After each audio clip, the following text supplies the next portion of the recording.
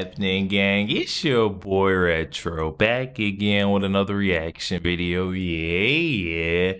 Today we got another huge update. Now, you guys can probably already tell it is going down. Just by that title alone, you guys are definitely going to want to check this one out. So we got another major backfire coming for President Volodymyr Zellenskyy of Ukraine, as we now have Donald Trump coming out doing the unthinkable in this newest update, guys. I'm excited to get into this one, so we'll hop straight into it. Make sure you guys hit that like button, hit that subscribe button. Before we even get into it, you guys, hit that like button, also hit that subscribe button for your boy. And without further ado, let's get straight into it, folks. Check this one out. Talk with Ukraine, and the Trump administration suspends aid and intel sharing. That came out yesterday, and is now reportedly planning to revoke the legal status of nearly 250,000 Ukrainians who have fled here since the war began. Special envoy to Russia and Ukraine, General Keith Kellogg, joins us now. General, I know there was an emergency meeting of European allies without us yesterday in response to our pause in weapons and our hold off on sharing intelligence. What do you think comes from that, and what's the U.S. stance about that? Yeah, Brian, thanks for having me this morning. It's good to be with you. Look, this goes back to what President Trump has said all along, that to start with, and he's absolutely right, this war would not have started if he was president of the United States. But he's been looking at this for a long time. This isn't something he just came into on the 20th of January when he was inaugurated. He's been thinking about it, working about it. I mean, I remember him being on the campaign trail a year ago when we actually talked about it when we went into Iowa. And look, he's basically said, look, this war is an endless war right now. It's in almost a stalemate condition, and this war's got to stop. What you're looking at, the levels of destruction is horrific. It's World War II level of destruction. And the president sees that, and he said consistently that he wants the war to stop. He needs to end the killing. He's been very, very good at that. And when he looks at the Europeans, he's trying to bring them along the same way, saying, look, you've got to come to some type of negotiated solution to this. This war is not going to be decided on the battlefield. It's just not, because both sides are dug in, they're entrenched, and the president sees diplomacy, and he's very good at this, on coming to a solution. And look, look what he's done in the last 40 days. I mean, he's had Steve Witkoff talking to Putin in Moscow. You know, I've been into Kyiv talking to Zellenskyy. He's got an all-star team. When you look at Besant from Treasury, and you look at Steve Witkoff, the special negotiator that working with Russia. When you look at Letnick, you look at Mike Waltz. It's an all-star team that's got a full court press on trying to bring this to a resolution, and he's trying to bring the Europeans but General, along with him. So we know the deal. If you don't do it, you don't do it. Right. So, General, we know that it looks like they're ready to sign the minerals deal as it looks. I don't know if they need to see each other face to face. They could do a DocuSign. We do that every day. And then we get to it. Now, besides Russia talking to Witkoff and saying to President Trump personally they're ready for peace, where is any Russian give? When can we see if Russia is actually going to do something substantial, any type of confidence building on their end? Because yesterday they're still bombing cities and hospitals. Well, you know, Brian, this is a war. This is the reason why President Trump wants it to stop. You know, war's not pristine, and that's where President Trump really sees that. And he sees the horrific casualties and the damage to the cities. And he made that comment earlier last Friday when he talked about the damage to the cities. Look at Mariupol, a major city absolutely destroyed. I've been inside Izium, which was a city of 70,000 down to 20,000, in the destruction I saw there. The president gets it. He sees it, where he wants to go. He's got Steve talking to the Russians, talking personally to President Putin. And we've got a set of conditions, what we know that Steve's come back with. We've gone to the Ukrainians and talked to them, and we're going to continue to talk to the Ukrainians to get confidence-building measures that we can bring to the president. And we can say, okay, this is the way it stands on both sides. This is where you want to go. It's not an easy process. It's a really difficult process. The president has said that. You know, remember he made the comment that the Mideast is kind of easy compared to this. So he's actually working it hard. Right. So he's got a great team in place and synchronized going forward. Now, being that we know where we're at, when do we think we're going to have more Russian talks? When do you think we're going to have the more? Ukraine has already pretty much said, we'll sign the deal, we're ready to talk. So what's the next move with Russia? Well, that's one of those where I think it's internal to the White House. The discussions going forward. You know, Steve's got that. Mike Walsh has got that. Marco Rubio's got that, and Marco's the chief diplomat of the United States of America. It's really on his plate to move that forward. So I don't want to get ahead of the president. I would never do that. This is his decision to make. He's the president, and we'll go from there.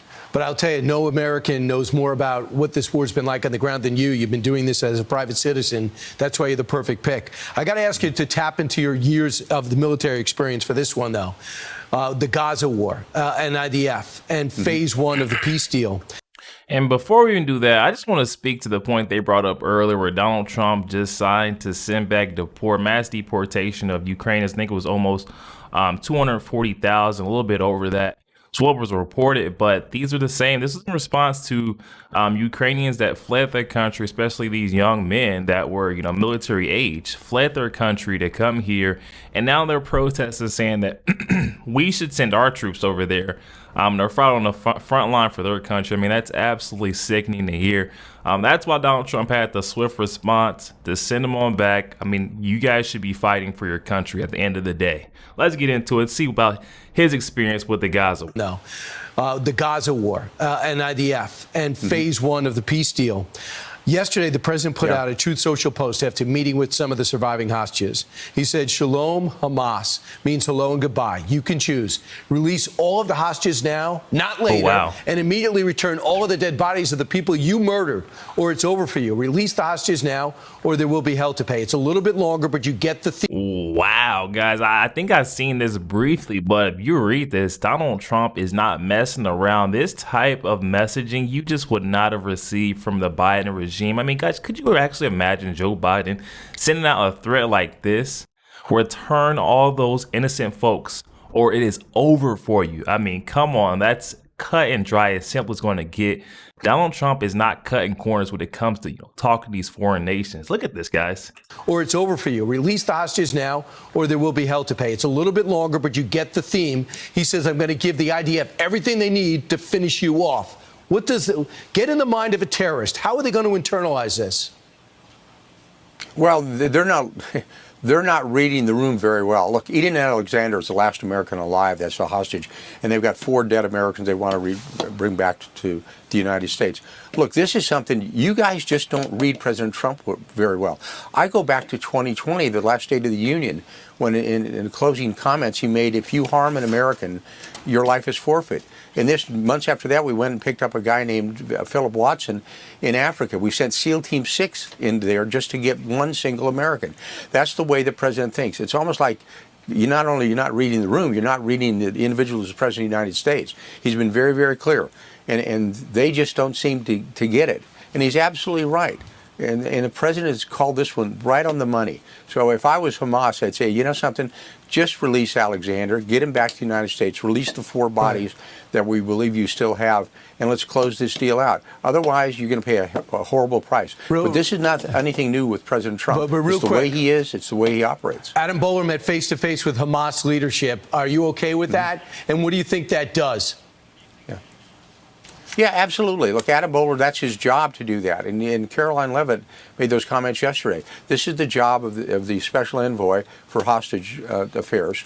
And Adam's doing that. And Adam's very, very talented to do that.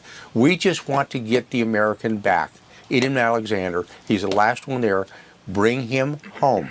And that's what we're going to do. I think nobody can question, our efforts with Israel and supporting Israel against Hamas and Hezbollah as well, and also Iran. And this is just another step forward. I don't think people should get worried about the technicalities. This is just us trying to finish the job. Well, no doubt about it. The IDF will be the hammer if they do not produce the hostages. Yo, there we have it, guys. And that just shows you Trump's dedication to every single American. He's going to uphold his promise to protect and serve our nation no matter what. I mean, deploying SEAL Team 6 in order to rescue one hostage just illustrates perfectly Donald Trump's no man left behind mentality. And then as for these Ukrainians that have fled the country in order to dodge the war, that is absolutely insane. Those, especially those who are healthy enough, young enough to have been out there serving, protecting, and fighting for their country. I mean, they ought to be ashamed of themselves. And Donald Trump is not scared. Once again, he's going to call every single individual. I've seen a lot of folks on the left,